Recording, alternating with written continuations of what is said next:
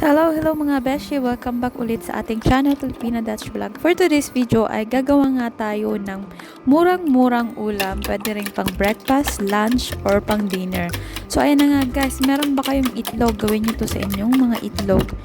At syempre, murang-murang recipe lang to mga beshi.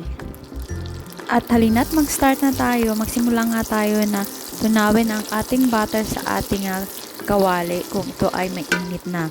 At pag natunaw yung ating butter, ilalagay na natin yung ating cherry tomato or kung ano man klaseng tomato na available sa inyong bahay. At pagkatapos, hihiwain natin yun. At ibabati natin ang itlog. Depende sa inyo kung gaano karaming itlog ang gagawin nyo. At syempre, lulutuin muna natin ang ating tomato. At pagkatapos, lalagyan pala natin ng cheese ang ating egg, grated cheese. Depende sa inyo yung cheese, kahit hindi naman grated cheese. Depende na nga yun, optional nga lang ito na ating cheese. Pwedeng hindi, pwedeng meron. So maglalagay tayo ng mushroom dito sa ating nalulutong tomato. Depende rin kung gusto nyo na ng iba-ibang klaseng gulay na ilalagay at ihahalo dito sa ating lulutuin.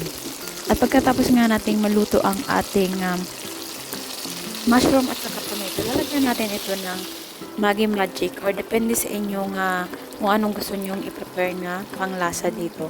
At pagkatapos nating maluto yung tomato at saka mushroom, ilalagay na natin ang ating itlog. Tapos, aantayin lang natin itong mamuo. At syempre, don't forget sa ating YouTube channel na mag-subscribe, like, share. Thank you and enjoy. Pwede nyo rin siyang takpan. So, antayin natin maluto ang ating itlog. So, ayun na nga guys.